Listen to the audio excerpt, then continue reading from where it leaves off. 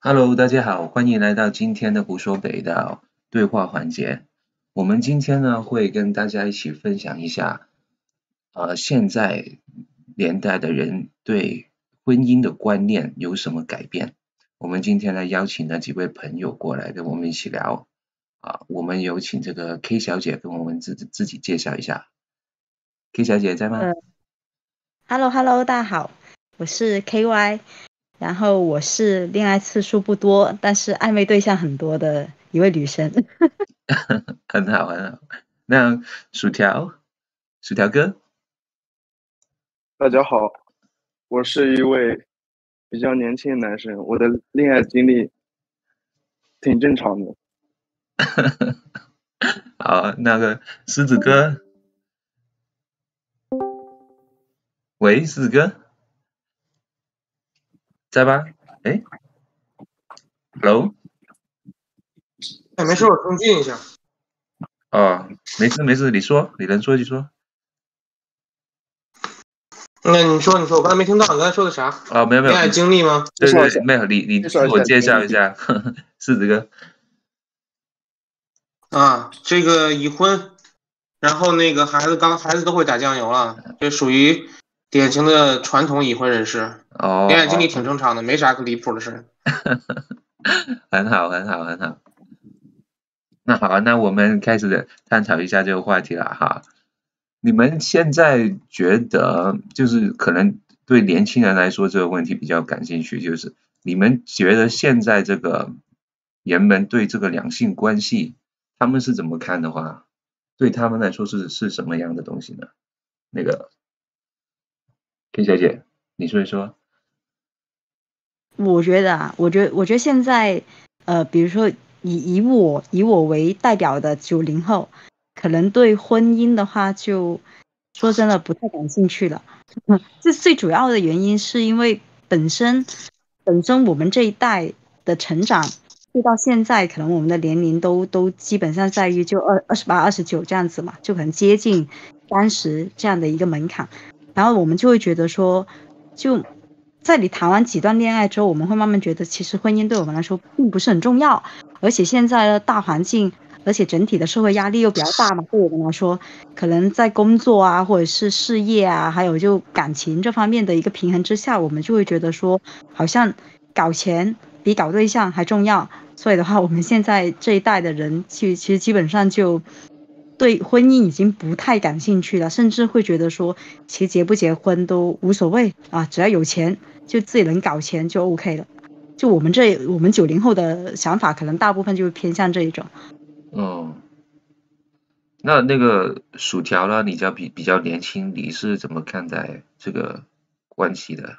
就是两性关系的，对你来说啊，是意味着什么？我是我是00后啊，在我身边人来看的话，我个人的话，首先我是不想结婚的，但是我观察我身边人的话，跟我年纪差不多的，说实话都是有结婚意愿的。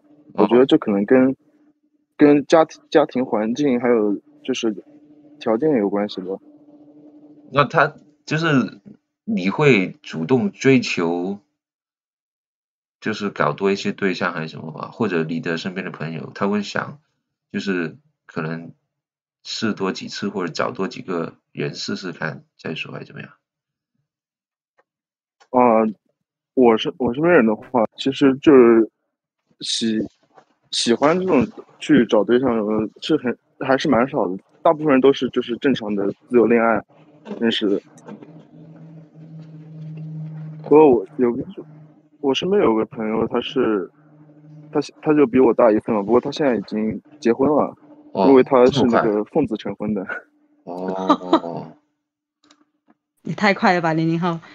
这个他是还在读书吗？就是啊，因为已经工作了。哦，然后就那他他这种是比较特殊的情况吧，就是不是，因为我觉得现在对，还是比较少这种情况吧。但是说实话，我身边的话，就我所知，有2个朋友谈谈那个谈对象已经谈了很多年了，有结婚的意愿了。就是对，那都比较正常发展了，是的。那个狮子那边呢，你是已婚人士，你觉得现在看来跟你过去的那个氛围是有所不同吗？还是你觉得还是一样？大家对这个东西，我是80后嘛，然后我先说说自己身边的情况吧。那个我身边的朋友呢，他一般分为3种，一种就像我这种的，就是婚姻生活比较稳定。那另外一种呢，就属于生活情感经历比较丰富多彩的。那有1-2个朋友已经结过3次婚了，就是离婚结婚离婚结婚这种，结过3次婚的以前。那剩下那一部分呢，就是完全不结婚的。就是当这个人在30岁之前，他可能还会去争取一些恋爱关系，甚至会去相亲啥的。但是过了30岁之后，反而就不想结婚了，特别是女生更多一些。他有跟你说为什么吗？或者你觉得为什么吗？我稍微问过他，他说感觉一个人习惯了，就这种感觉挺好的。说突然多一个人的话，感觉生活会有非常大的变化，而且现在不结婚，感觉也没有什么太大的影响，家里也不太给他压力，所以就一个人挺好，就这样就一直单着了，可能后续也不太准备结婚了。但是会谈恋爱是不是？就是会找伴侣，但是不会做传统的结婚。没有，他连伴侣都不找，是那种绝对他都不是单身主义者了，就是连恋爱都不谈的那种，就觉得自己一个人过的是最舒服的。明白，就不想有另外一个人进入自己的生活。明白。那你觉得这些观念在你结婚的年代，就是以前的年代，是应该不普遍吧？是比较特殊。对。所以说现在是更普遍一些。很少有这种的。明白。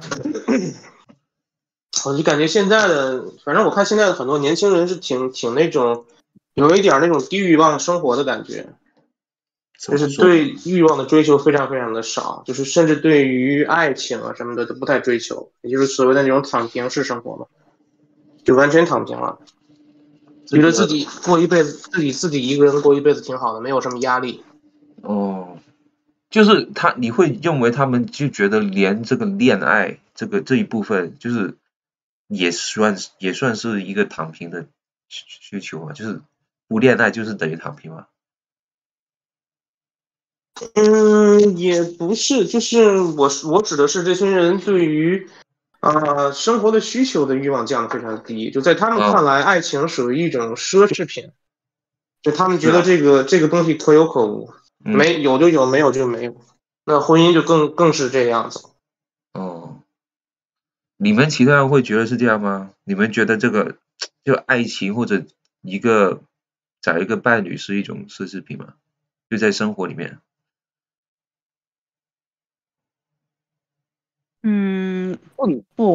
我会觉得的话是蛮难的吧，就比如说你可能只是为了解决生理需求或怎么样，你找一个所谓的伴侣，我觉得这一个还是容易跟比较普遍的。但如果你说真的人，对啊，但是如果你说真的找到一个就跟你比如说3观或者是兴趣比较一致的，你能把它当成是你就等于说你情感能沟通得到的一个伴侣关系的话，我觉得这一个的一个难度还是蛮大的，就它的筛选过程会比较长，就没有像比如说你只是一个生理伙伴或者是一个床伴关系这么容易的去找。对的话，我觉得现在大部分就像刚狮子所说的，我觉得现在大部分的适婚的一个男女性吧，特别是女性的话，我觉得的确存在这样的一个倾向，就是觉得说多了一个男人好像也没有什么好的地方，因为反而比如说还会带来给我们精神内耗啊，就比如说经常它会带动我们情绪的一个起起伏伏啊，可能还会影响到我们的事业的发展。那如果这样子的话，还倒不如就是如果你并没有找到这样子一个符合你人生伴侣这样的一个角色的前提之下，还倒不如你自己一个人单着，可能还更好。那个薯条，你身边的女性就是比较年轻的，她们是这样想吗？就是多吗？是这样的想法的人？你的同学们在学校里？我觉得我这个年龄段谈恋爱还是挺普遍的吧，但是说实话，学生时代谈恋爱，本质上还是一个就是满足身体需求跟满足感情需求嘛，因为没有。首先，双方都没有独立经济能力，没有独立经济能力谈恋爱，我个人感觉其实就是，比如说，更多的是一种固定的伙伴关系，没有建立更深层次的东西。所以说，还没踏入社会的年轻人，就有可能就是没有那个钱的顾虑的话，就更倾向就是大家去多交流，然后。进入了社会的话，有了金钱压力的话，就直接改变了他对这个的观点，就完全是天跟地的改变了。我听起来好像是。我感觉有没有独立经济能力还是影响很大的。就两种不同的思维模式的。那在你们看来，就你们个人认为，就是对你们来说，就是。在这个关系里面最看重的是什么啊？好像我听了这么久，好像你们觉得都是应该金钱是第一位吧？好像这样会直接没有，我谈恋爱的话，我的打比方来讲，就是我觉得电波能不能对上吧？如果能对上电波就行了。那如果对不上的话，对，如果谈不来或者不能懂我一些方面的话，我就没啥兴趣了。我个人是不关注什么什么家庭条件这种。那个狮子呢？你当初是怎么基于什么选择啊？你当初是怎么想？怎么踏入婚姻？啊？不是，我是典型的相亲啊。我现在的老婆是当初相亲认识的。是典型通过相亲来完成整个婚姻过程的。那对我来说，金钱你说完全不重要吗？那肯定不是。但是它更像是什么呢？更像是一个及格就好的东西。就是你只要不是那种特别严重的那种，就是比如特别穷啊，或者身上有很严重的负债啊，只要不是这种就 OK 了。也不是说越多越好或者怎么样的，就差不多就行。我觉得最重要的还是三观，就是双方的三观得合。就是平常就是当因为那个，对啊，因为总会有争论嘛。那当你争论到一些非常严重的东西的时候，如果三观不合的话，是很难达成一致的。因为在我看来，婚姻实际上是一个妥协的过程。那双方妥协的基础其实是共识嘛。那如果三观都不一致，这个几乎就没有任何共识了。那这婚姻是很难持续，是很难长久的。所以我当时挑女朋友的时候，最看重的其实是三观。就是跟三观一定要跟我一样。那你这个经历长久啊？就你挑了很久吗？难挑吗？你对你来说？很久啊，很久啊。那非常非常久。我相亲的对象，没有50也有100吧，就非常非常多。我靠！那你跟我们分享一下你的经历是怎么？这个也挺那个什么的，就也挺多的。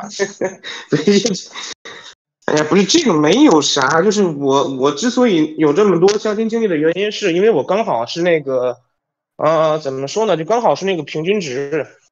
就是啥意思呢？就是你想一想，就是比如啊，有红娘要给你做介绍的时候，比如你是个女生哈，那一般他会问啥？就是问你有什么条件要求，对不对？对。对，那你一般想得到的条件要求是啥？身高、学历，对吧？还有那个家庭条件，对不对？还有啥？就工作是否稳定？那一般就是在中国大陆这一边，大家都喜欢找那个工作比较稳定的嘛，对吧？然后就这类的，诸如这类条件，那我恰好都符合。我也不是说我多优秀啊，就刚好都能踩到那个及格线。这听起来就挺优秀啊。没事，什么方面都能满足，这已经是一种优秀了。对啊，就所有的刚好都过平均线嘛。那但是在你这个过程里面啊，都在平均线以上。对啊，但是就是在你这样的过程，就这么多筛选的过程的话，你当初是怎么样定下来的啊？就是为什么是突然间觉得是这个人？就50多个还是100个？你说？也就最那个什么的时候，一周2-3个吧，就这种，就是非常快的这种，基本都是，就是我基本都是那个，因为到后面就已经非常熟练了嘛，整套操作。那基本上你跟那个女生在网上聊一聊，然后出来吃顿饭、见个面什么的，你就大概知道这是个什么样的人了，对吧？你就知道他的三观跟你合不合了。这么快啊！基本上都就一顿饭就可以大概知道了。对，大概就知道了。那也挺不错。所以大概都是，所以我大概都是这样，就是那个长时间交往的女生，大概只有2个，一个是前女友嘛，那一个就是现在的老婆。其他的女生基本都是在网上聊一聊，然后见一面吃顿饭或者喝个咖啡，之后就不再联系了，就这种。你们认为用这么短的时间就可以了解一个人了吗？就其他那个 K 小姐跟薯条，就一顿饭就可以搞定了吗？你们可以吗？快速筛选嘛。没有，但是你也得确认他是个怎么样的人吧？就有些人，比如说你第一眼看到你就不太喜欢，或者是跟他聊了几句之后，你发现大的一个三观或者是大家感兴趣的东西不太一致，那其实已经没有必要花太多的时间去跟他磨下去。那如果是合适的话，你聊完几句，或者是吃过几顿饭之后，你发现大家还蛮能聊的，或者是大家就起码第一关过了，还蛮适合的，那你才会花更多去相处，再去进行下一步啊。就你一道门槛这样子过的嘛。我明白意思是这样意思，但是那个一顿饭的话，我觉得还是我个人认为应该还不够去了解一个人吧，可能只是看到一些比较表象的东西吧。那薯条你呢？你的经验呢？那表象就是第一关。我觉得就是吃饭，吃饭这个就聚餐这个场合的话，还是很能看出一个人各方面是什么样子的。那很简单嘛，你进餐厅之后，你的各种表现，你吃饭时候表现能体现出你的修养跟你的那个家教。然后你就是礼貌方面吧，那个就是你在还有就是你在饭桌上聊的话题，很多的它都是跟你实际生活相关的。那也能大致了解到一个人最基本的情况。所以我觉得一顿饭能看出个七七八八的是可以的。哇，你们好厉害啊！我觉得我没有，我自己的话，我觉得需要一些时间去真的了解这个人。但是我也明白你们的意思了，可能你们看的比我多很多了。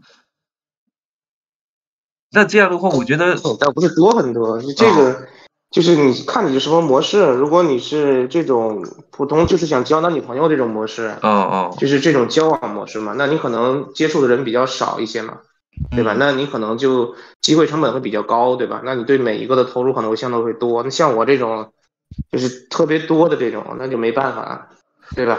最好就是知道个七七八八差不多，然后感觉三观比较一致才能继续下去。也很多。实际上那也可能我的三观比较奇怪，就三观一致的比较少。没有，但是你们在这个过程，我猜是应该他是预先发那个什么照片啊，那个外貌给你看过吧？你们都如果是这种相亲的话，一般会。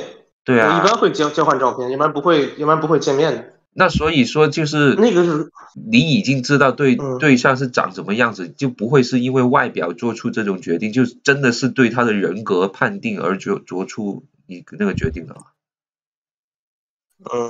对，我觉得有些最基础的东西是要一致的，这些东西其实是一顿饭是可以知道个七七八八的。好的。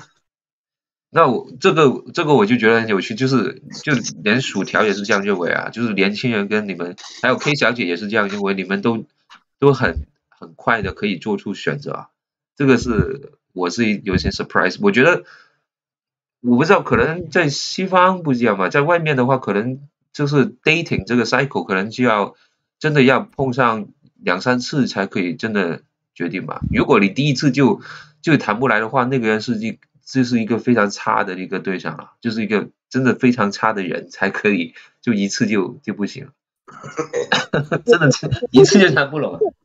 也不一定是谈不来嘛。就比如说他发来的照片很帅的，但你见到本人可能并没有那么帅，就可能有一些买家秀和卖家秀的区别吧。就你也就是这种网上骗他那种。对呀。对，也有可能会这样啊，对，也常发生这个，因为现在也那个 online dating 那些也很流行，就是大家都是在 APP 上认识的什么的，的确有很多这种不确定性。那你们在这个建立这个感情的时候，你们通常是用什么建立起来的？你们可以分享一下吗？你们是如何去建立这段感情？如果要建立的话。那还是我先说吧。你说。就是，我一般的习惯是一开始肯定是吃吃喝喝看电影嘛，就这类的东西，先建立一个基本的关系，知道一些对方基本的一些习惯啥的，对吧？因为通过这些东西你可以了解一些嘛。那如果你想，那在这个基础之上，如果你想更进一步增深感情的话，我的方法一般是找一些共同爱好，就是双方都比较喜欢的东西，就是比如追剧啊，比如甚至一些综艺节目啊。那比如我跟我现在妻子呢，那是玩那个狼人杀、剧本杀这类的东西，就找一些共同点。对。那个 K 小姐呢？你也是吗？应该都是大概都差不多吧？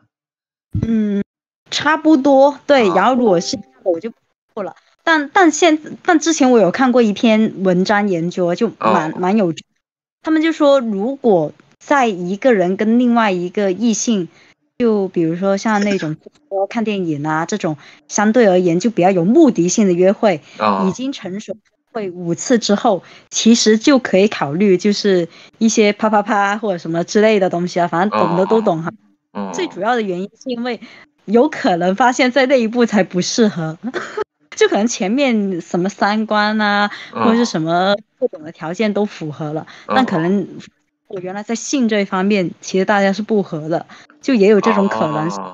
明白。比如说，对，如果是比较成爱的话，就约会5次就可以进行了。就尽快真的去认可，就是确认这个人是不是真的每一方面都合得来，就是从这种心理上、观点上或者兴趣上，然后到了最后性的这一关，如果真的合不来的话，就不要搞下去。对，因为可能 sex 对一段长期稳定的关系来说还是蛮重要的吧。就如果短期关系的话，我觉得就还好。明白。那个薯条呢？你年轻？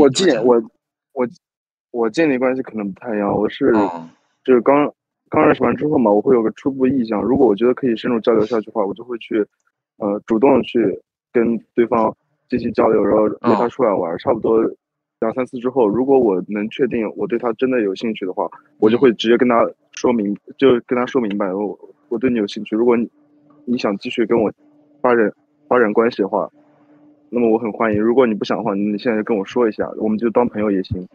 我就直接跟他这样说明白的。没有，这个就是开头的那个就是确认关系嘛。但是你确认关系之后，如果你确认了，你会跟他如何去继续建立这种感情呢？你是怎么操作？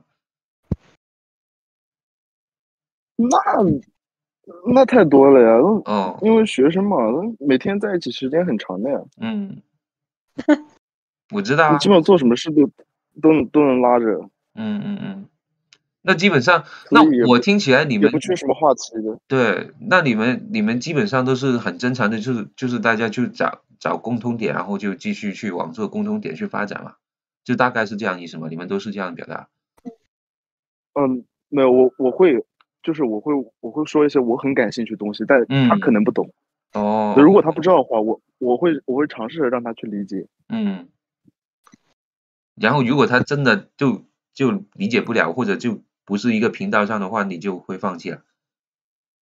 我就不会聊这个了。那如果他有兴趣的话，我就可以带他来，就是带他来了解我感兴趣的东西。那有没有可能反过来呢？就是如果这个女生她对你的一切东西，或者就你想聊的那个都没有兴趣，然后反过来她会带动着你去进入她的世界了，那你会接受这样的吗？我会接受，但是确实没有遇到过，就是说我讲的东西他都不感兴趣，但是他跟我他讲的东西我感兴趣的，因为如果我跟他表达的东西他不感兴趣的话，首先我就心里就直接把他 pass 掉了，我也不跟他进行深入交流了。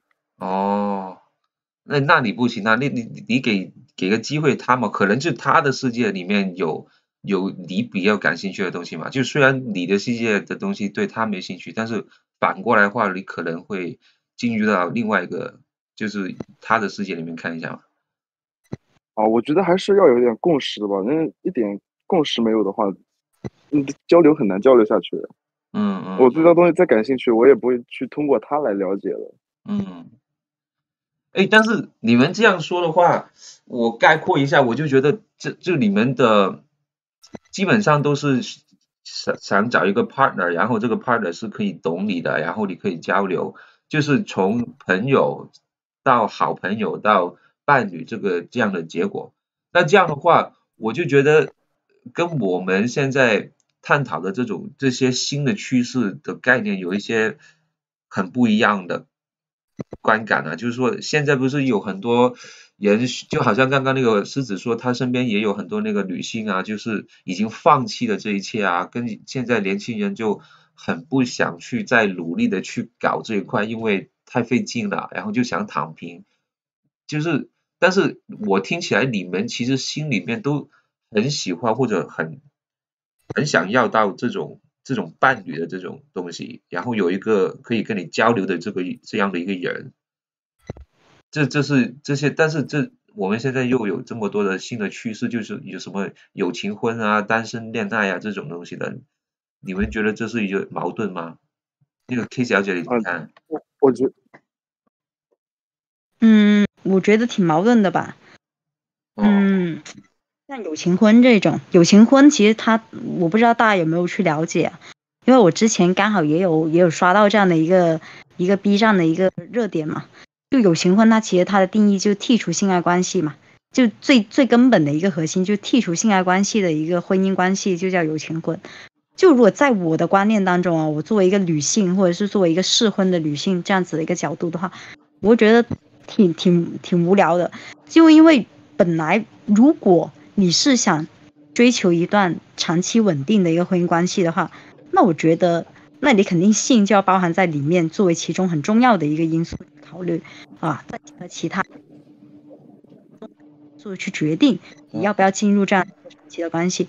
但如果你又把这个东西剔除了，那我就觉得那跟我处一个男闺蜜或者处一个普通的男性朋友没有任何的区别啊。那如果是这样子，跟他捆绑上婚姻的关系了，我会觉得我亏了。就在我的角度，我会觉得，那如果我们本身剔除了这个关系，只是以朋友的关系或者是友情以上恋人未满的关系去维持着这一个所谓的婚姻，那我觉得那没有的必要性吧，那还倒不如直接找一个就各方面都比较适合的结婚。那如果是选择了不选择婚姻这条道路的话，那我觉得干脆单身到底啊，或者是直接就谈恋爱不结婚啊，那我觉得也没有必要进入到这种剔除性爱关系的婚姻关系。那他们的概念是因为就是有这种新的就是这种新的观念的话，它可以更方便的操作一些东西吧？可能是不是在这种社会上或者法律上什么的？它这个概念是最主要流行的是日本嘛？那当然，现在我的年轻人看了之后，可能也会在热烈讨论的原因就在于，刚大家都有提到过的，就是现在社会压力跟女性，特别是女性，她的想法思维已经转变了嘛，就可能现在觉得一个人也挺好的，没有必要结婚，所以才会讨论这件事情。一开始其实是日本那边先流行起来的嘛，因为日本本来经历过了经济危机之后，跟一些大环境的变化，他们就已经进入到了一个低欲望的社会，所以大家对就像生育这种，其实都基本上没有太大的欲望，所以对于他们来说，有情婚，他们就觉得很自由啊，就没有捆绑啊，没有捆绑式的婚姻啊，而且呢又不会被自由束缚，而且呢又可以共担风险，如果想要孩子的时候，也可以去进行那个叫什么试管婴儿这样子的一个培育。但的话，女性又不会进入到精神内耗啊、emo 啊等等的情况都不会出现，所以在他们的观念当中，他们就觉得挺好的呀，就各取所需，好像男女性的需求都能被同时满足。那听起来是的确挺好啊。就如果真的两个人的需求都可以满足到的话，有性爱关系耶，谈来干嘛？这个是可以谈的吧，就不是一定吧，我觉得是不是？就好像那种没有你刚刚描述的话，跟我就是在西方就外国的话，他们有一个就叫 open relationship， 就听起来是差不多啊，就是开放式。对啊，就是两个人各自，如果我不知道，就是他有各自的需求，或者两个人那个需求不到一个点，那没办法，但是他也是很喜欢这个人，就是把他当做一个很好的朋友或者什么的，一起生活的朋友，但是在性或者其他方面，他可以去其他人身上找到这个需求点。我觉得这才是婚姻该有的样子。是吗？哪个啊？open relationship 是不是那个薯条说的是？我觉得婚姻关系就应该成为两个人之间的，比如说某种情感关系吧。你说实话，现在的婚姻制度，现在的婚姻关系，更多的是一种经济关系。我觉得这才是不合理的。怎么说？你可以描述一下吗？因为有了经济关系，人会很自然的被异化呀。就比如很简单，你结婚，我在中国，我不知道外国什么情况，中国这边有个东西叫彩礼，这很明显就是一种对于女性的物化。就是要把女孩，但是是吗？是真的这样吗？这中国人是这样认为吗？因为我不太清楚，因为这个不是一个很那个什么嘛，就很basic 的一个传统。我觉得谈恋爱可能不会考虑那么多，就特别是前期哦。但是问题是在于，可能到了某一个阶段，比如说你们真的要考虑是否进入到一个正常婚姻的阶段，我觉得物质这方面还挺重要的啊。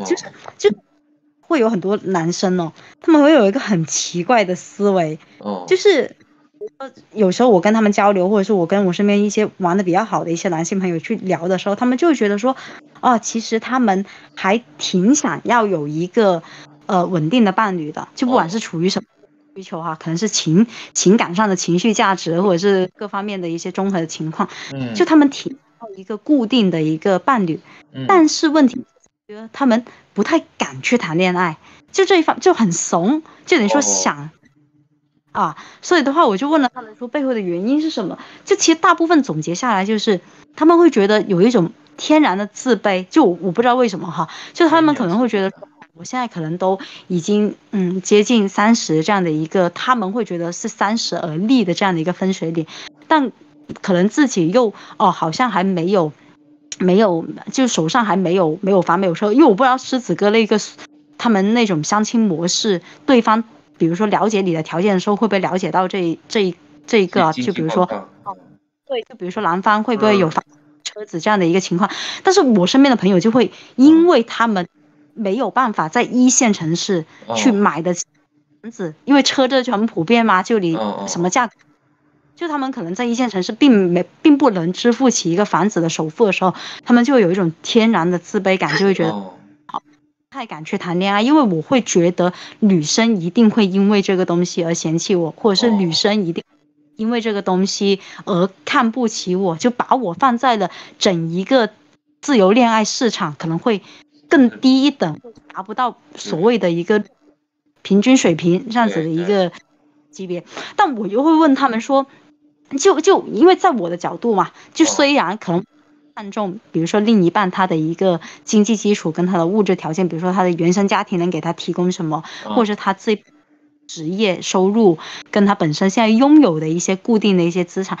但是问题在于，我觉得不一定要求对方是有一个就已经有一套房的原因是在于，我觉得有能力去买和你现在有没有其实2个概念。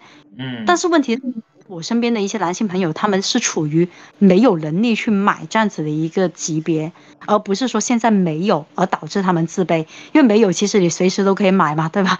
但是问题是在于，可能他们会觉得说，自己的工作或者是自己的一个收入的一个晋升的情况，好像已经看到底了，就觉得自己不管努力一辈子，可能都没有办法在一线城市去买到一套房的首付，而自己又可能又不甘心回到二线城市或者是其他城市，所以就有一个恶性循环，就一直把自己逼向一个死胡同一样。哦，你当初是这样吗？那个会是指就是因为你的条件都允许了，所以你就勇敢的去爱，是不是？啊，我没有这方面的问题啊，这个很老砍出房子了。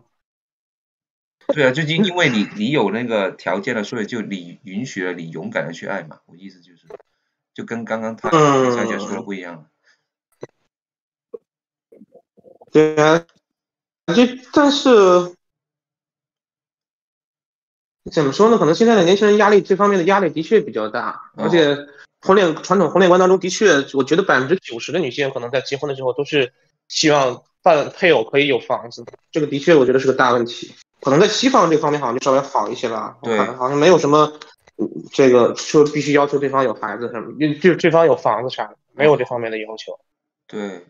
但是中国这边这方面好像就不太一样，好像这个属于传统观念吧。我其实是不太喜欢这种的，但是没有办法，这个你是很难改变的。就变成一种买卖了，就好像那个薯条说的，就对不对？就这个所谓的婚恋什么，就是一场买卖变成。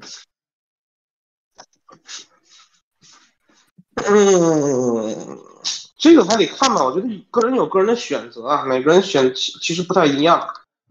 你像不同地方的风俗也不太一样，像在天津彩礼的这个数额就不是特别高，而且就是这个东西它分地方的。你像天津的习俗一般是就是你的确是要给彩礼嘛，对不对？但是这个东西呢，它一般是不会说就给女方家，然后这个钱就没有了，不是这样的。一般是女方家，就比如你给10万或者20万人民币的彩礼吧，那女方那边一般会贴出同样的钱，然后女方把这个钱带来，就是成为你们这个小家庭的一个启动资金，一般是这么个模式。跟传统的那个好像就不太一样。所以其实就是一个意思，然后最后那个钱还是回到进去你的家里面，就是其实你没有汇。对，这个对，是相当于一个启动资金，但是它唯一有一条是什么呢？就是在法律上，如果将来双方离婚的话，那这一笔钱算作是女方的婚前财产，就是可能对女方来说算是个保障吧，就这种感觉的。但是对你就是对你就好像刚刚那个 K 小姐说的那种类似 open relationship 的东西里面，它应该也有一定的那个法律上的保障吧？就是因为需要这种，所以才去做这种结婚，但是没有那种结婚后的行为的那种东西出现，就因为大家怕吧，应该是，对，就是怕。对，其实实话实说，在我看来，婚姻这个东西，与其说是对你什么爱情的肯定啊，或者对你性方面的保证啊，它其实更多的是一个财产方面的东西。就是一夫一妻制，对吧？这个东西起源之后一直发展到现在，其实更多的一个是保障你的财产安全，就是你的那个婚后财产和婚前财产是分开的嘛。那当然现在可以用这个婚前财产进行登记什么的，但是从原理上就是说白了，如果双方离婚的话，那双方是可以各得到整个家庭财产的一半的。那第二呢，其实是为了保证你继承人的财产，就是如果你们两个的孩子他是拥有你的财产的合法继承权的，那在古代私生子是没有这个权利的嘛，对吧？所以与其说婚姻是一个就是情感上的一个保证啊，就是我们双方去领这个证，然后就决定过一辈子，其实更多的是一个财产上的保障。在我看来，它更像是一个经济上的东西，而不是一个情感上的东西。那如果双方没有财产的话，是不是就可以不考虑婚姻关系了？就大家都很穷，没有什么可分去的。对呀，反正我是觉得，如果你不是准备就比如进入人生的下一阶段啊，就是比如彻底的安定下来啊，或者就已经有了比较稳定的工作，就这经济上已经比较稳定了。你想进入人生的下一阶段，就比如要一个孩子，对吧？在一个地方彻底的定下来，没有这种打算的话，那其实你结婚的意义反而在我看来没有那么大。就还不如继续保持这种男女朋友关系嘛。那这种长期关系，你们甚至可以同居怎么样的，但是就没有太大的必要去领这个证。像国外好像也有同居伴侣这样的一个就合法性，对吧？就也承认他事实婚姻嘛。同居满一定期限就视作婚姻关系。对，法律上是这样定性。但是就国外的话就怎么样呢？因为国外有很多不同的观点，就关于这一块的话，因为在国外其实就女性也是有很多就是那个物质上的需求跟金钱上的需求，所以说在一个关系里面，就是如果一个男的想保护自己或者什么的话，他不一定要跟这个女的去签证去结婚，但是他们有一个机制，就是那种 prenup， 就是那种婚前协议书这样的一个东西，就是通过法律手段去大家签一个合同，然后这个合同就说明了，就说就算这个关系搞砸了，就是大概要分开了，就是那些金钱呢也不会乱分，就是该怎么样就该怎么，就是以签好了这个协议，然后才继续这个关系下去的。它会有一个自己的保障的机制，我不知道国内有没有。国内也有这个东西。有啊。但是我认为现在就是结婚率下降，其实跟这个经济关系有很大的关系。就是你看我们的父辈那一代人，就是他们的结婚率是非常非常高的。对。为什么这样呢？因为当时的环境就经济条件其实比较差嘛。那大部分的人是跟自己的父母还有兄弟姐妹是挤在一个小房子里的。那如果你结婚呢，是有很多的所谓的隐性红利的，就比如你结婚之后，因为当时的住房是单位分配的嘛。那你结婚之后，你就可以上这个单位分配的这个 list， 就是上这个单，你就可以往前排。对，你就可以更早的分配到房子。那这是第一点。那第二点呢，就是很多这当时所谓的必需品呢，就是这种大件儿，就比如收音机啊、自行车呀，还有甚至一些到后面有电视机，就洗衣机、冰箱什么的这类的东西。那在当时一个人是负担不起这些东西的，那必须要两个人一起组建一个家庭才可以分享这个东西，就才负担得起这些东西。那就说白了，就在当时的情况之下，你是很难一个人出来成立，就是搞一个自己的小家，然后就这么自己一个人生活下去的。当时的经济条件不允许。就是如果你想独立出原来的那个大家庭，对吧？有一些自己个人的一些空间的话，反而结婚是一个更好的选择。因为之前你要跟可能5、6个人去共享你的整个私人空间嘛，那现在可能只需要跟一个。所以很多人在当时是非常愿意结婚的，而且很早就结婚，基本上工作没几年，可能工作过2、3年吧，就开始考虑结婚的问题。现在得正好相反啊。对啊。对吧？你如果说我不买房子的话，我租一个房子。对。那现在什么电视啊、电冰箱啊，就这些东西，家具啊这些东西，那都相对你的收入来说，已经也不是很高了。对。那就没有必要去结婚嘛，对吧？喂，这个真的差很远不？如果这样对比的话，那以前就是你说的是应该是80年代还存在的世界吧？就是对，80年代那个时候还是分配住房啊，商品房好像是90年代才开始的。对呀，那个很不一样不？如果现在还是这样的话，那当然是每个人都希望结婚啊，可以分到房子。就现在我听了这么久，就你们都认为在这个中国里面，现在的整个社会体制里面，就好像就活不过去这样子，然后就没有方法去继续延伸的这个恋爱关系去到结婚这个阶段，因为有很多经济上的压力，根本就不允许去这样想。但是那个狮子说，以前的中国不是这样的。那个薯条你怎么看？你觉得以前那个中国会跟现在这个好很多吗？就在这个层面上来说。因为以前家庭条件都差不多呀，所以你选择找伴侣结婚的话，更多的是看第一，你是不是有工作，你工作是不稳定；第二，你这个人的品行到底如何。因为家庭背景都不用看了，大家家里都差不多的，这个没有什么好关注的了。所以现在反而是更加越来越大家去对，现在就是这个经济，这个经济实力在婚姻考量中的占比就越来越大了。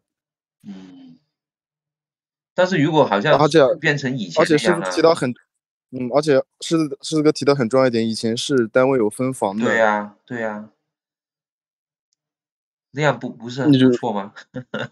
你这种最基本的生活保障有的话，说实话看经济条件，反而是一个次选项，主要还是要看能不能合得来，或者说能不能过下去。对啊，那如果就是让你们去选择的话，你们是更希望是回到这种80年代之前的中国这种机制上的生活下去吧？就在这个层面上，是不是比较好一点？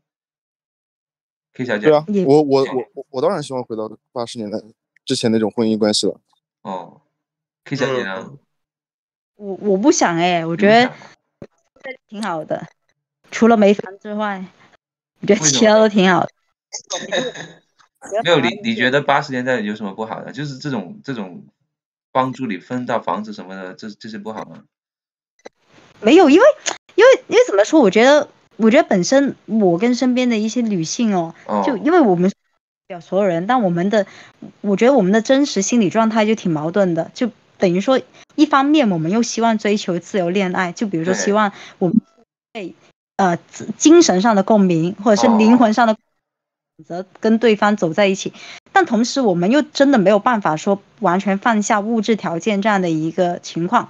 但是如果你说回到比如说旧中国这样子的一个情形，我觉得 OK 你是解决了房子的问题，但可能而言的话，它就好像在完成一个任务式的一个结婚，就等于说你好像到了这个年龄，你就一定要去跟另外一个人去合伙过日子，搭伙去薅国家的羊毛，去领到一套房子，领自行车等等，就我会觉得好像又脱离了本身自由恋爱的本质。但回到现在 OK 可能自由恋爱满足了，但可能到了某一个阶段，我们又的确是会因为一些物质条件而会选择结束一段关系或怎么样，就觉得挺矛盾的吧，对于女性的想法来说，但也不想回去。这样子啊，那就我想说呢，周老师，我觉得您说的就恰好相反呀。您说现在是自由恋爱，我觉得现在反而更不自由，以前反而是更自由的。就你觉得现在考虑的条件会更条条框框，是这个吗？你现在如果要建立就是往婚姻方向上发展那种恋爱关系的话，它的很大程度上就是被这个经济条件给限制住了，而导致你不能去自由的选择。那么很简单，你要遇到一个人，你觉得各方面都很好，但是他的经济条件跟你差实在太多，这个想发展婚姻关系几乎就是不可能的。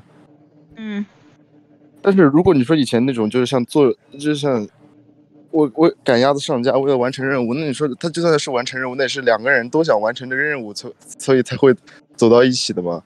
那也是他们自由选择之后的结果，又不是说就强制你必须跟谁谁谁谈恋爱，必须跟谁谁谁结婚。那现在的话，你这种经济条件就相当于一种隐性的强制你必须要跟你经济条件差不多的人交往。这是我的看法。明白。但是怎么说呢？在我个人认为，那这个东西不可以就大家坐下来谈一下吗？就是好像薯条你刚刚说的，就用你的那个观念去看的话，就如果我不知道我就比方说你是比较富有的，然后那个女方是没有这么富有的，那你不能跟他一起去谈一下，就是如何提高他的经济能力吗，或者什么吗？就这跟我个人分开谈，我个人是无所谓的，我就没有，就是用你的观点嘛，在你的那个观点里面去谈，就这种传统观点，就是他们就没办法可以坐下来去探讨一下如何解决这个问题吗？而不是放弃大家的那个关系吗？就没有不可能解决吗？解决当然也是可以解决的呀。但是你就是你那个硬性条件你摆在那边，你一时之间是很难去改变这种这两方的局面的。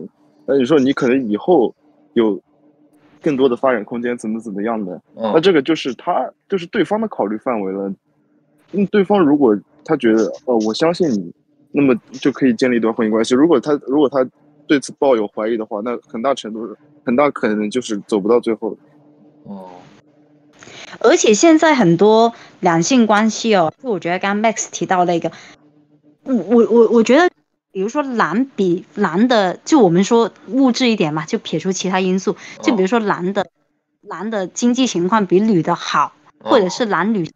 我觉得这一个其实都没有太大问题，但为什么现在我会觉得这么多所谓的独立女性，她们都拒绝或者怎么样？就是因为现在很多女性的收入其实比男性的还要高，她们就会觉得说，那为什么我要委屈自己去过一个？因为以前有个说法嘛，就我不知道现在还沿不沿用，就是说男性在选择另一半的时候都是向下兼容，就等于说你可能可以接受一个比你各方面的条件要稍微差的一个女生，就因为在男性的角度可能觉得很正常，我不知道是不是啊，因为可能在座3位都是男生，但可能在女性的角度，她就会有一种向上慕强这样子的一个趋势，就等于说我一定要找一个可能各方面条件都要比我好的人，才会选择伴侣。那如果跟我差不多，或者是比我更差的，那请问为什么我不能自己一个人过了？为什么我还要选择1+1永远小于2这样子的一个玩法呢？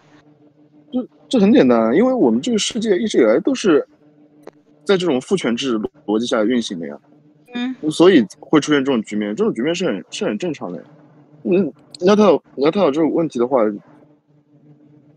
那就要谈到性别平权了。性别平权实际上就是对父权制发起一次挑战。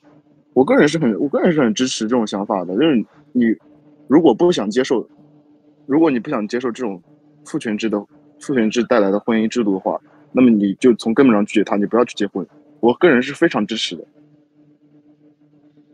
但是这样真的好吗？就是整个社会这样的话，因为我其实很明白你们说的，但是我也看到，的确现在特别现在我们可以肉眼都看到，其实女生真的很容易赚到很多钱啊，就好像你做过什么网播什么的，就我不知道他真人长得好不好看什么的，但是他可以用很多 AI 的工具什么的，令自己长得很好看。但是他就开个直播什么的，就可以有几百万粉丝啊，然后就每天收礼物什么的，都真的有很多这种情况，然后他们真的那个收入是非常非常高。真的反过来，男性的话就没有这么幸运了，在现在的社会，所以说的确会出现很多这种独立女性或者经济上非常独立的女性。但是如果这样下去的话，这个社会会很扭曲吧，就没有办法达到一个更合理的平衡吗？所以现在我不觉得这个社会更扭曲，我觉得这才是应该做的事情。是吗？就应该你我说到底，你这种父权制的婚姻制度，你实际上保障的第一是更多的是男方的权益以及权利，是吗？第二，他的目的是为了，我说来目的是为了繁衍人口。那你要是你要直接反对这种婚姻制度，就是反对这2点的话，实际上是在逼迫现在的这种父权体制向平权方向去妥协。我觉得这是种很合理的做法，我非常支持。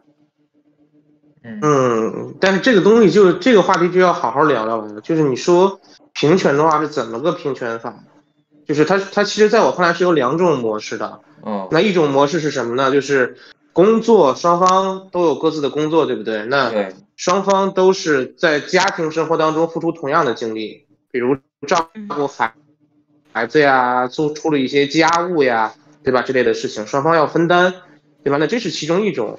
那另外一种模式是啥呢？就是比如 Max 你刚才提到的那种经济条件比较好的女生，那她是否能接受找一个男生，然后这个男生是一个全职的家庭主妇，就是她就是女生把所有的精力放在事业上，因为她的经济条件比较好嘛，对吧？可能她的学历比较高，或者她的能力比较强。那男性呢，就全心全意的成为这个女人背后的那个后盾，支持她，就是把所有的家里的事情全部都处理掉，然后让这个女性对啊，就是让女生在这个事业上有更好的发展。就我觉得这是两种不同的所谓的平权，一种是这个角色谁都可以当，那另外一种呢是双方完全的平等，对吧？就合理的分配这个内容。但你说的这种是理想状态吧？在国内应该不多吧？还是我有？现在其实也有少数这样的，就是因为就是我之前不是提到相亲的话题嘛？那实际上在相亲市场上最难处理的反而是你说的那种女生，就是那种条件非常非常好啊，可能这个女生非常漂亮，然后非常有钱，学历也非常高等等的，但是她就是非常难找到一个男朋友，就是因为她就像你说的，对，她需要向上涨嘛。那比他高的那些男生呢，很有可能身边都围着很多的女性，他反而找不到。那像他这样的女生反而没有人敢追，所以身边反而没有男生。对啊，所以就很扭曲啊，我就觉得很扭曲啊，对啊，那这也对这个女性不公平嘛，因为怎么说呢，她如果能够就这么强势的在这个社会上占有这样的地位的话，那她应该拥有这样的选择权啊，就是她可以选择更好。但是问题就是这个整个社会的体制不允许她有更好的选择，因为她因为她是这样的选择是反过来的嘛，就跟整个社会的结构。所以说如果对啊，因为很简单的道理嘛，就是你想一个所谓的成功男性，对吧？那他需要一个什么样的女性？就很多人其实是需要的那种全职家庭主妇的，就是他可以帮我处理好很多家事，对吧？那我可以把全部的精力放在工作上。但是你说像那种非常厉害的女性，对吧？她会选择接受这种吗？她是不会的，对吧？她是不可能成为全职家庭主妇的。你说我把所有的我有很好的事业，你让我把所有的事业全部都放下，成为一个全职家庭主妇，这是不可能的，对吧？那双方这个婚姻就很难完成了，对吧？那反过来就是，我觉得这样的女性可能需要找的就是我说的那种全职家庭主妇。就那这种的话，其实你说它是父权社会嘛？其实从根本上还是父权社会，只不过父权那个角色变成了女性而已。他跟那个男性作为整个家庭的支柱的这种父权社会，其实没有什么本质区别。对，我明白意思，但是，哎，我觉得怎么现在社会都是变成这样扭曲？我说的扭曲就是，我觉得为什么不可以就真的你找到一个你合适的，然后就大家去建立嘛？就说白了，你们所说的那种观点，我觉得好那个什么，就是好现实，但是你的现实是基于今天的现实。我就跟你说，我身边有见到好多特别最近这几年了，真的妈的都崩溃了。就以前是看起来很富有了，现在就什么都没有了。就说白了，人生的起起落落真的有大有小，对不对？就你今天看起来有富有，但是不等于你明天富有啊。但是问题是，你今天找了这个你认为对的人啊，就是人格方面啊，各样观点或者就所有条件都是对的人。这个我觉得，就算你起起伏伏，这个对的人，只要这个人不变啊，他有可能变坏，我不知道。就是我们假设这个对的人，他还是保持着这样的态度，我觉得大家一起去经历起起伏伏，不是更好的人生吗？就谁知道你今天富有，你可能明天就什么都没有啊。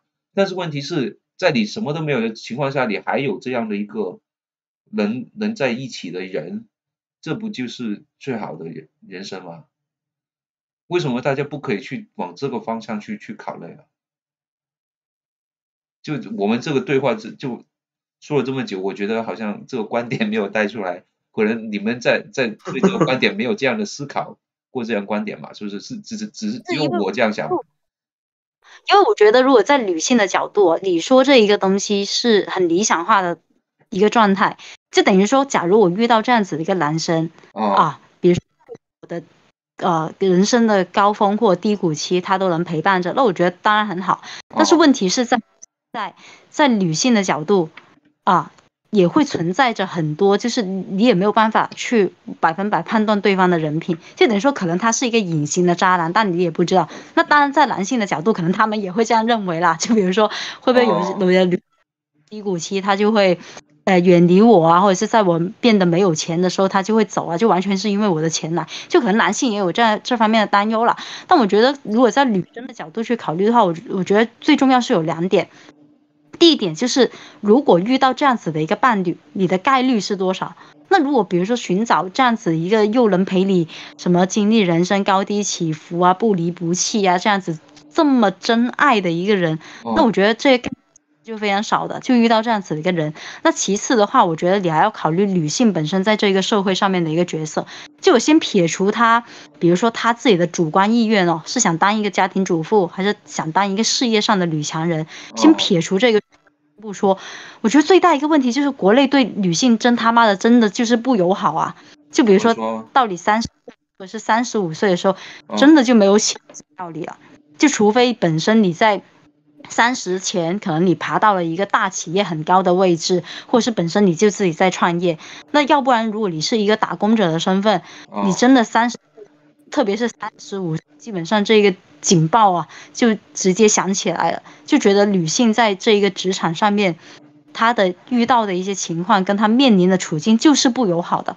那如果本身女性在，你可以说清楚一点吗？是什么回事？哈？什么？你可以说清楚一点吗？是什么回事？这个，就比如说比如说你像我现在20来30岁，那可能你去试的时候，假如你要去找下一份工作的时候，他就会问你，比如说哦，你现在有结婚打算吗？那如果他就会继续问你，那他就会担心你是不是最近也有生育的打算，你才会去选择他们公司。因为你进去公司之后，你怀孕了，他是不能解雇你的呀，因为他是有那个劳动法这样子的一个要求的嘛。但问题是，你说哦，那我结了，然后他就会问你，那你有小朋友吗？那你如果没有，又会回到刚刚那个循环。那如果你说有，他又会继续问你，那你最近有打算要2胎的一个计划吗？就等于说，女生好像你只要过了30，特别是过了35，你好像在职场上面你就是做什么都不对，就好像你不管你有没有结婚，或者是有没有小孩，没有想要小孩。你基本上你都是错的，因为职场对于30+的女性就是这样子的一个现实。那所以说，如果女生本身处在这个大环境你没有办法去改变的前提之下，而你本身是像我刚刚所说的，处于一个大企业，可能干到比如说你干到阿里巴巴的很高级别，或者是你本身自己就是创业是一个老板这样子的一个角色的话，那你本身你的生活就处在一个非常大的一个不安全的一个因素啊。那如果找另一半的时候，那你肯定就会希望他在一些物质条件上面，或者是他在一个经济条件上面，对你来说他是有一个保障的。那起码比如说你在这个职场上面遇到这样的一个困惑的时候，你退回，比如说你当一个家庭主妇或怎么样，那你起码也是可以过上一个比较稳定的一个生活嘛。那要不如果你比如说你跟对方2个人都是可能都是对于未来都是未知的，而你又到了某一个年龄，你又遇到这样的一个职场的一个大的一个困惑的时候，那你可能到时候你的麻烦就会更多。我明白你意思，对，但是，哎，的确这也是一种经济上的考量吧。说白了，也不是，我觉得我们谈了这么久，我真的可以，就是大家其实嘴上说的是爱情，但是心里想的是钱的问题了。我真的没有听出大家是在从心底上去看待这爱情啊或者什么的。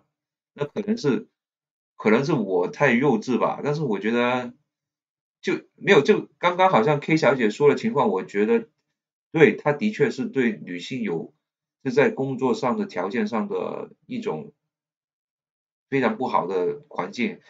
但是反过来说的话，我也感觉到男性其实也差不多吧。就是男性你去到那个20来30岁的话，你如果还是不是说那种超级高管的话，其实你也随时可以被人家裁员啊。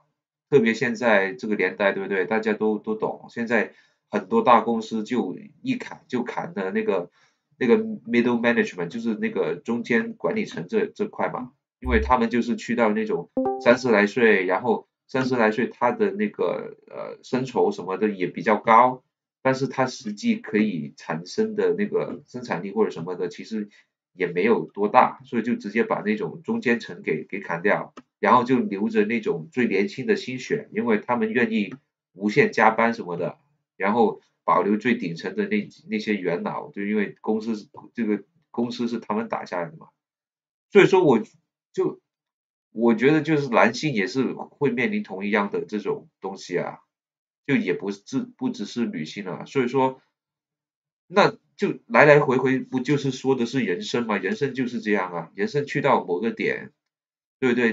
你从这好像，比方说我们现在有这个大学生的薯条，他大学生他还没毕业，他刚开始，他可能毕业之后呢，就找到一个我不知道在一个国企找到一个稳定的工作，然后他在稳定的过程里面，他就谈上恋爱，然后就结了个婚，然后再过几年的话，他这个所谓的稳定的工作，可能就那个国企再过几年的话，也不需要这么多人了，然后也把他裁了出来。那裁了出来之后，那也不是也面临同一个问题啊。然后就他要怎么做呢？那个时候他会选择什么？离婚吗？如果就按照你们刚刚所说的说法的话，他如果去到碰到那个点的话，他真的会就选择离婚了，然后就分开了，因为那个经济条件就不允许他继续走下去了。所以说我就觉得这个就是整个社会的扭曲点嘛，就是大家都把这个重心都放在了那个经济上了，但是如果是这样的话，你真的根本不需要找个人啊，你用钱去买一个人或者买一个伴侣就行了，对不对？为什么要搞这么多东西？如果你们的核心点都是基于这种经济考量的话，我觉得其实就来来去去就是买个人回家，然后一起过日子，好像听起来，你觉得呢，薯条？是不是听起来就是这样子？喂，我这不知道说什么好啊。我个人而言的话，我对于我的爱情观还是比较朴素的。我就觉得就是两个人之间有两个人的心里之间有响应，那么就能开始发展一段爱情关系。等两个人之间感觉无话可说了，那就没必要继续这段爱情关系了。我是这么看的，所以对啊，这就是这样啊。是这样子的，所以我为什么不想结婚呢？就是因为我怕这种长时间相处，很容易让人陷入一种无话可说的情况，或者说让人没有那种恋爱的感觉，反而是一种生活伴侣的感觉。我个人是不太喜欢这种日子，所以我特别不想结婚。哦，对，你说啊，狮子，你哎呀，婚礼薯条呀，你这个我就不太同意了，因为我觉得就是爱情这种东西，怎么说呢，它总有保质期的，没有办法的事情。就是你跟任何一个人，就是即使你们两个人再合适，你们两个的爱情也很难说持续很多很多年，这是很难的一件事。而且本身对于婚姻来说，它就是人生的一个阶段，就是当一份爱情变成亲情的这个过程本身也是你个人经历的一个对你本身来说也是一个很大的成长，这也是很重要的一个人生经历。对我来说，这一段人生经历对我来说还是挺宝贵的。就如果你只是追求爱情的话，就像我之前说的嘛，因为婚姻其实跟经济是有一定关系的，那我真的觉得没有必要结婚，真的。那如果你说我想经历一个更多的就是除了爱情以外的东西的话，那我觉得你选择婚姻还是挺不错的一个选择，很有趣，这个过程很精彩的这个旅程。对啊，因为这个你说的没错，因为我就是这么认为的。我觉得我的个人的话，我就觉得我单纯就是我想跟人建立一个感情关系，我单纯就是想谈恋爱。等到什么时候不想谈，那就不谈就行了。所以我很反感这种长期相处关系。那如果真的要这种长期相处关系的话，我觉得找一个性伴侣可能更合适。因为实际上我对于异性这方面的情感需求是比较小的。我单纯就是从朋友的一种更深层次的朋友关系去谈恋爱的。对，但是我就觉得，我觉得不结婚也是可以的。我明白你的意思，但是这样啊，那灰狮子那个狮子哥，我回应一下你。但是你一定要，那如果我可不可以有一种情况，就是那种我有爱情，找到一个人生伴侣，然后我也不走那种传统的结婚路线，但是大家想要孩子的话，也可以大家去共有一个孩子啊。就是能不能，就可能这个比较在西方社会有发现的东西吧，就可能在中国没有吧。就是为什么一定要就你刚刚说嘛，就你从爱情成长到去结婚的状态到孩子是一个变数，但是我觉得不是变数啊，它就是一个东西，它整个套餐就是这样子啊。如果你找的那个对的人的话，就算你不去领那个证，你也可以跟他去所谓的结婚跟生孩子，就同居，然后一起生孩子，然后什么的，就为什么？我觉得好像是不是在中国的观点是你拿了那个证，那个结婚证什么的，然后就是跟全世界或者跟那个外界有一个交代而完成这个事情，而不是真的为自己这两口子的一个事情了。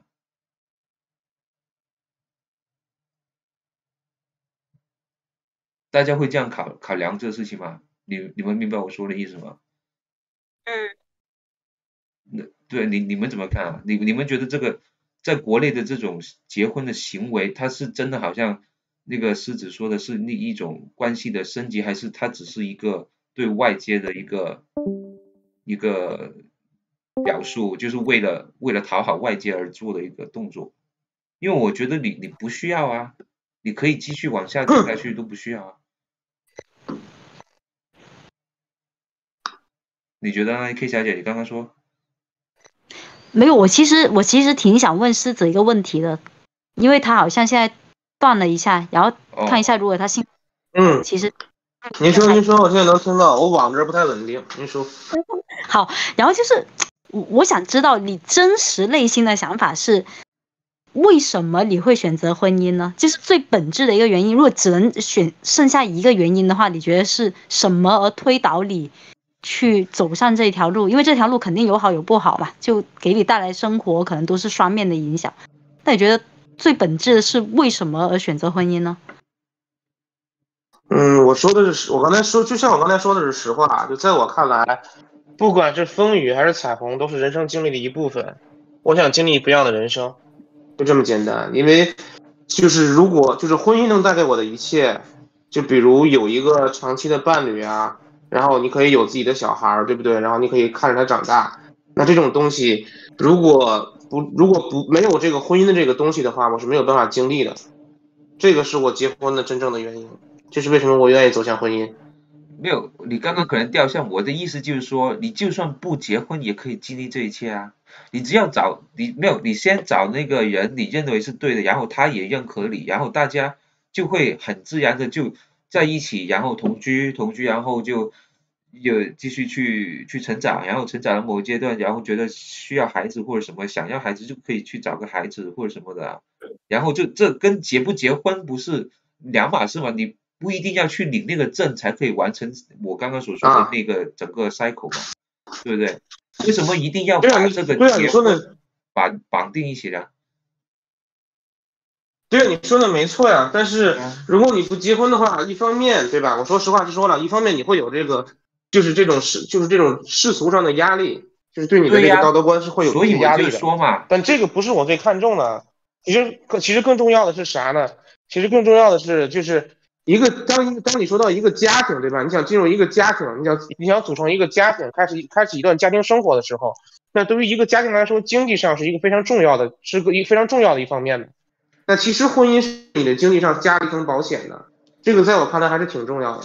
对呀，没有，我不否定，但是问题是经济大家可以去想嘛，我就跟你说了嘛，就好像说白了，就你现在那个条件比较好嘛，你谁知道你明天是怎么样，对不对？你可能明天发生一些事情就没有了，那怎么样？那大家还是要大家去想嘛。所以说你这个所谓，我之前不是说今天的那个经济不等于明天的经济啊？就我自己看到很多人是，特别是最近这几年，真的经济都变成负数了，不是零这么简单，都是负数了。那他怎么样？他不是还要生活吗？所以说，如果我们总要把这种观点，就是说我们结婚是为了讨好，就是身边的人跟外界，然后我们谈经济是为了希望有这种稳定性的，但是问题是这两个东西，这两个元素本身它就是一个虚的东西，你根本不可能保证第一你是对外界的那个承诺是一定可以达成的，就是你都说你认识很多人都离婚3次了，对不对？那他是对外界这种拿到需要外界的那种对待，怎么眼光去看他，这个对他已经不重要了，对不对？他都已经结过3次婚了，他身边的人怎么说他都不重要了，对不对？然后另外经济的话，我不知道你那个朋友是怎么样，或者是他现在很富有，那可能他明天破产了，那又怎么样？这些因素都是随时可以变的，然后你根本控制不了的。但是问题是你真正可以控制得了的是什么？就是你跟这个人，你的伴侣，你们可以控制的是大家自己怎么去面对生活，怎么去在生活的就上上下下里面去找方法去继续活下去。这个你们可以保证吗？这个你们可以控制吗？那为什么大家不把这个真正的这么重要宝贵的东西放到第一位呢？而是把我刚刚所说的那两种是随时可以变的那种变数，根本没有办法保证的东西，这么虚无的东西摆在第一位呢？我就觉得这个整个社会、整个世界很扭曲，就扭曲在这个点。就我这么回答你吧，就是在我看来，就是你说的那个经济上的东西，那个我不是摆在第一位的，这是肯定的。就是说白了，没有，就是我可能是因为那个而结婚，但是呢，如果没有感情，没有三观什么的，是根本不可能结婚的。在我看来，我明白，这是一个必要充分的条件。就在我来说，那的确是那个可能是一个充分条件吧，就是必要条件吧，就是如果没有这个。婚姻就如果没有不是因为经济基础啥的，我可能会像你说的那样，就是不结婚什么伴侣这样的。但是我想说的是啥呢？就是的确你的经济有可能会没有，对不对？但是婚姻呢，实际上是给你这个东西加了一个保险锁，因为离一次婚是很麻烦的，你知道，就离一次婚是非常非常麻烦的。就是当你的经济出现一些波动的时候，或者你的人生出现一些起伏的时候，或者两个人争吵的时候，那如果你没有婚姻这张纸的话，实际上你们的关系是比较脆弱的，因为可能情侣之间说分手就分手了嘛，可能之后就一辈子互相不往来了。对啊。但是如果你们是夫妻的话，那就不是那么简单了。你看中国为什么给这个情侣加了一个就是结婚的那个。夫妻双方加了1个月的冷静期嘛，就如果你想离婚的话，需要有1个月冷静期的。因为很多这种分手啊，还有这个情侣之间的分手啊，甚至离婚啊，它都是非理性的。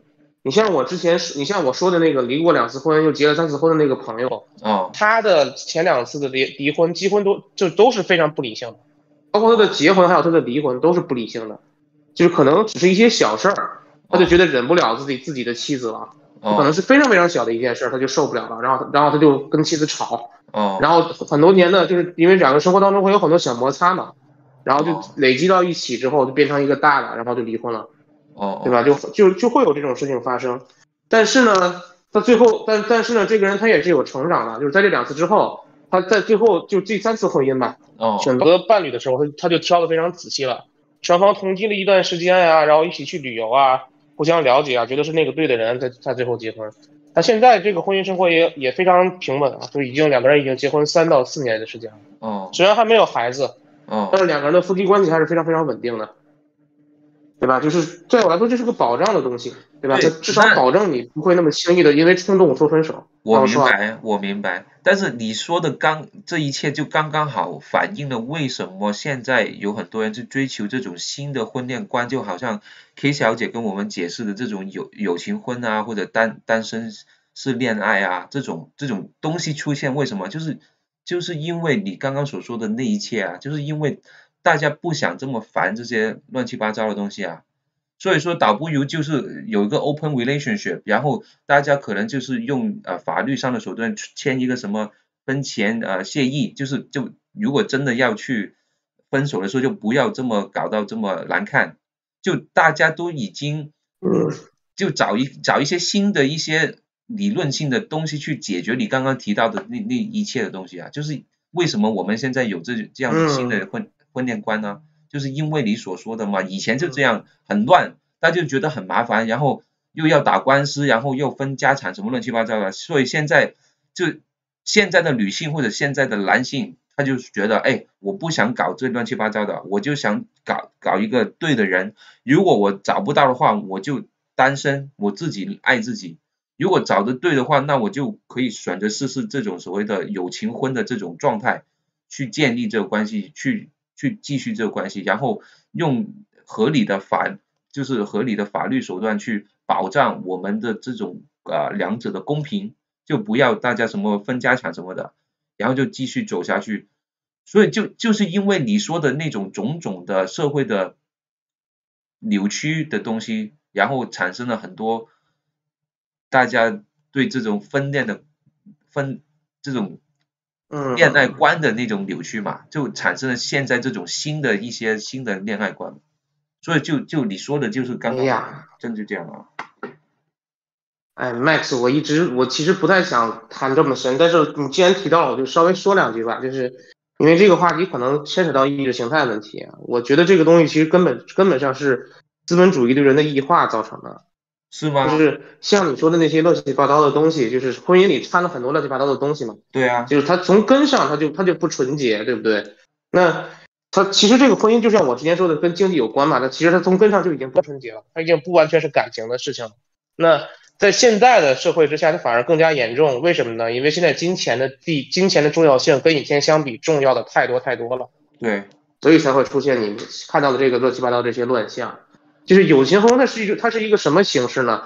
它更像是因为大家厌恶生活当中的一些风险，就比如感情的冲突啊、不理性啊等等的这些乱七八糟的事情，会对我的经济造成影响。对，那我就把这些危险因素全部剔除掉。对，为的是什么呢？为的是保证我经济上的稳定。但实际上这个已经是舍本求末了。就是他为了因为厌恶风险，他连好的那些东西都不要了。就比如他可能害怕吃鱼的时候有鱼刺卡到嗓子，他就干脆不吃鱼了，或者只吃那个鱼排，对吧？就是只吃那个加工好的鱼肉嘛，他不吃那个带刺的鱼了。但这样呢，其实会去掉很多鱼肉当中的鲜美成分的。就好像我说的婚姻就是这个样子了。是真的是这样吗？你觉得只是有情婚就这样吗？就是为什么你觉得他把不好的东西没有了？他什么东西没有了？可以说明白一点吗？就是这种不安全性啊。哦。就是当你跟你的就是相处的那个情侣之间，对吧？如果你连这种就是我们两个万一分手了、吵架会对我有很多影响，这种不安的因素都没有的情况之下，你的很多行为跟你没有结婚之前是一模一样的吗？不可能的，对不对？不可能一模一样的。就是当你知道这个东西会让你付出代价、会有危险的时候，你处理一些东西的方式跟之前是肯定不同的，对吧？那这更像是什么呢？更像是整个社会变得更加原子化了，就是我们只是一个个人，连家庭都不是了。你明白我在说什么吗？就是非常非常的个人主义，已经完全就是就之前那个社会还只能把人剔除到家庭，就是家庭是现在社会的主要单位嘛，对吧？那可能下一步它进一步的异化，就可能把家庭这个东西都去除掉了，每个人就只是个人。连家庭都没有啊。他有情婚不等于他不会去成立，就是他不会生孩子吧？他还有这种选择，只是他这个选择是说白了，他只是把那个一个婚姻好跟不好的东西摆在桌面上，大家谈好了，然后再进行嘛。不等于他不会去，就是继续就是有孩子什么的啊，他也可以去探讨啊。就是说，这个是一个 open discussion 嘛，是他起码有这个探讨的空间嘛。就像我之前说的我的人生观嘛，就是在我看来，好和不好的东西，就是你所谓的好和不好的东西，那都是这个东西的全部。那如果你不能经历这个东西的全部，就如果你吃鱼的时候，连那个卡鱼刺的那个风险都不愿意承受的话，那你嚼鱼的时候，那你咀嚼那个鱼肉的时候，就不会像有鱼刺的时候那样那么细致了。那你会错失到很多东西的。所以有鱼刺这个风险，在我看来就是吃鱼这个过程当中的一部分是不能去除掉的。我大概明白意思。所以说就是如果有了这种机制，这种新的机制的话，大家对在这个过程里面，他的态度跟他的那个对事的看法就完全不一样，而导致到他会跟传统的婚姻不一样。那这样的话继续下去的话，对，继续下去的话，他就说白了，他就很方便就分手了，很容易就分手了，很容易就放弃了。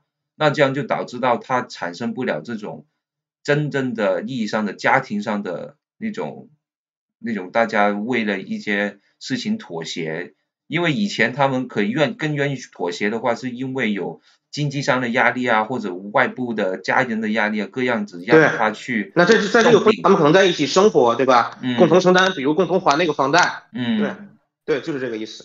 就是现在的友情，你说的提到那个有情婚嘛，看似好像是大家一起生活呀，一起分担家务啊，一起做饭啊，甚至一起生孩子，对不对？这些东西可能都有，但是它其实已经剔除掉了很多的东西了，就是你处理的方式会跟以前完全不一样。那就假设啊，你真的有情婚，两个人一块抚养这个孩子，即使说你是做试管婴儿一块生下来，他是你们两个的血亲，那跟你们两个之间互相有非常深的感情，而不只是友谊，对吧？那这种情况是一样吗？是不一样的。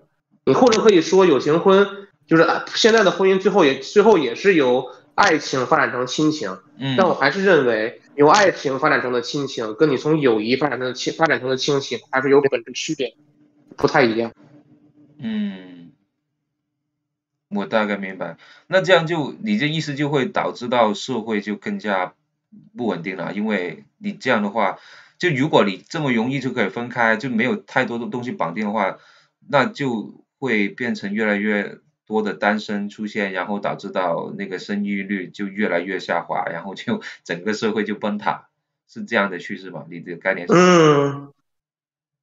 我觉得不一定，就是在社会上来看，其实反而有可能更稳定，就是对于个人来说，其实反而是不稳定了。就是因为你的感情生活会非常容易的起起伏伏嘛，就是因为你的那个风险成本降低了，对吧？你就非常容易做出一些冲动的不理智的行为，对很多东西你就不会有那个卡鱼刺的风险，你就不会慢慢咀嚼这个东西了嘛，对吧？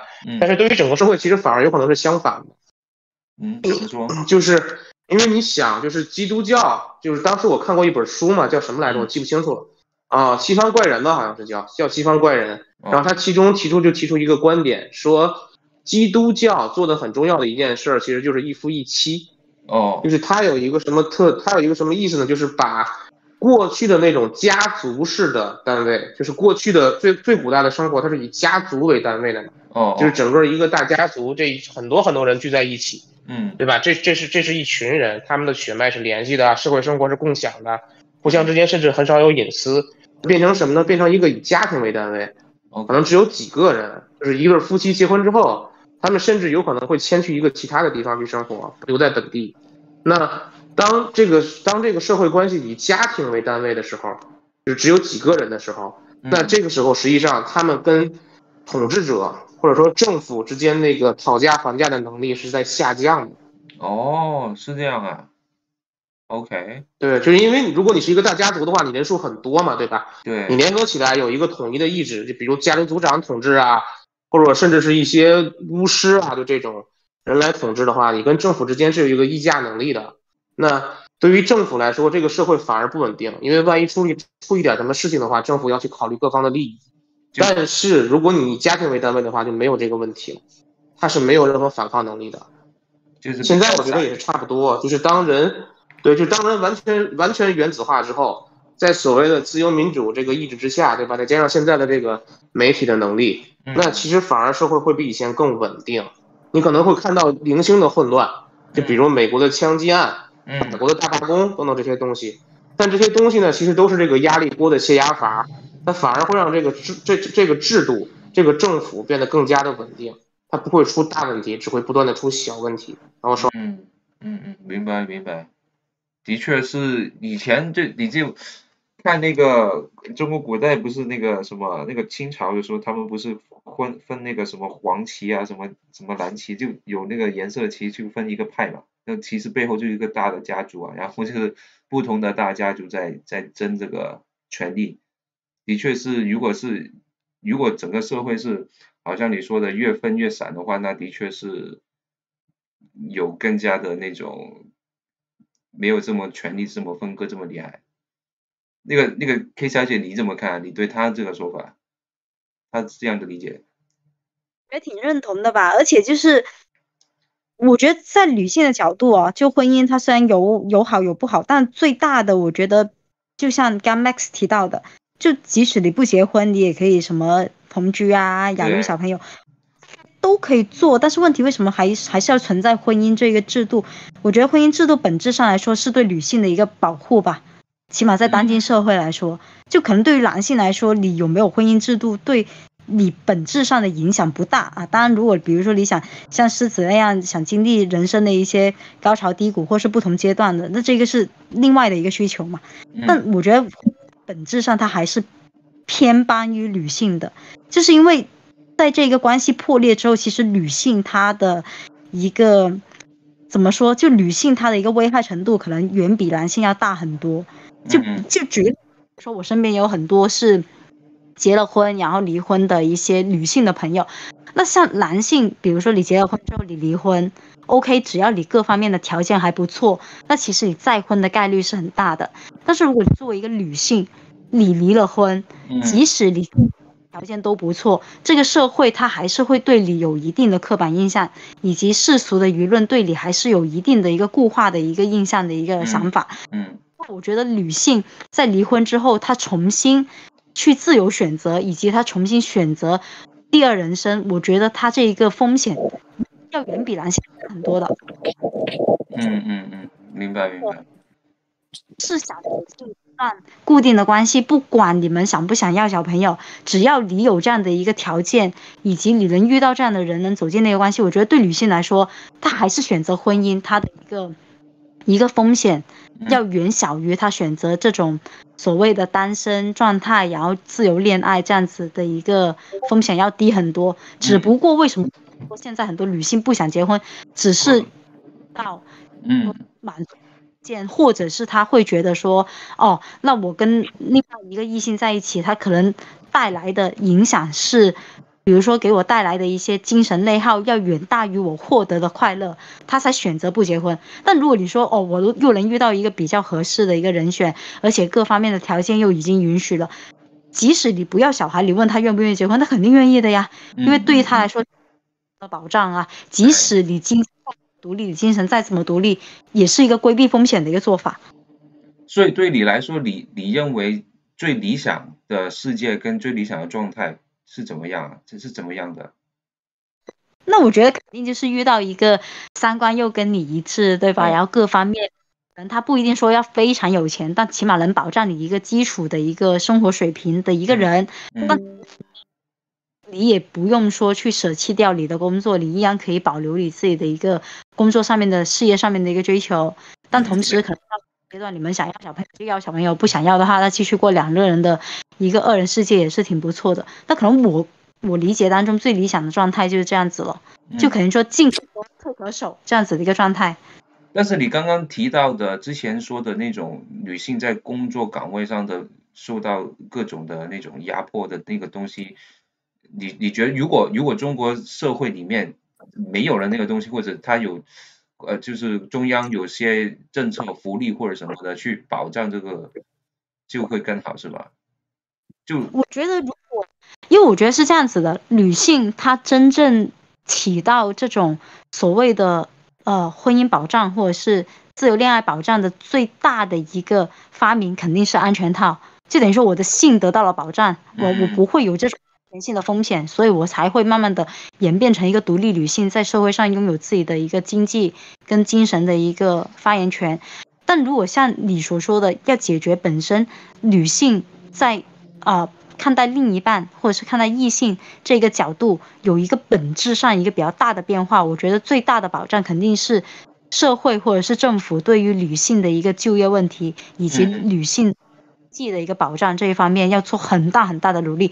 因为你可以这样子去构想一下，假如 OK 我到了不管哪一个年龄，比如说像西方国家一样，我不管到了40岁，只要我有能力，只要我愿意去付出我的时间跟精力，我依然可以在社会上还能混到一个还不错的岗位，或者是我也能拥有一个跟自己的付出匹配的一份收入的时候，那其实我对于另一半的要求就没有那么高了，你明白吗？就可能他有一定比较好的一个物质基础或怎么样，因为我也有自己独立的经济的一个赚钱能力啊，就等于说当对方遇到了低谷期的时候，我也能可能在我这边去扶持一下，那可能未来我到了低谷期，那对方也可以跟我互补，那可能他对于另一个的一些很世俗化或者是很物质化的条件，他看的就没有那么重了，因为就像两个彼此独立的个体，就真的是我所说，真的仅仅因为爱情而结合在一起，而不用考虑任何的东西。但问题就在于，在现在当今的中国社会，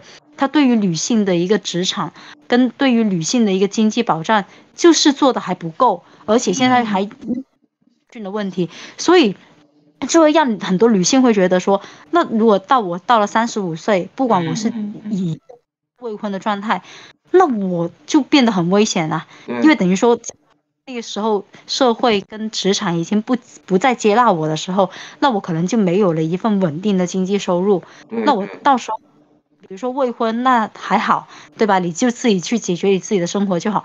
那如果是已婚的话，可能你就会觉得说，那我没有这样的一个经济收入，到底另一半能否去支撑我的一个生活？或者是如果假如有小孩了，另一半能否支撑整一个家庭的一个支出？那可能你考虑的更多了，所以才会倒回来前置，在你选择一个稳定的一个伴侣的时候，你一定要把这些东西给纳入进去，去做一个考虑。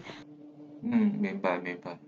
所以说你最理想的状态是，第一，如果这个中国政府可以做得到的话，就尽量的去多做一些政策上的改动，就保证这种女性啊在就业上的那种保障然后呢，可能就是各方面把产假又保证啊，然后也保证她那个不要被开除，然后呢，他也保证到他那个公司要不要再歧视这种到了这种年龄的女性，就是各方面的整个社会去改变了，让那个女性就是冒的风险不要这么高，然后把她的风险降低一些。然后觉得很难实现，很难实现。很难实现。但是这是理想状态吧，就是你希望是看到这样子吧。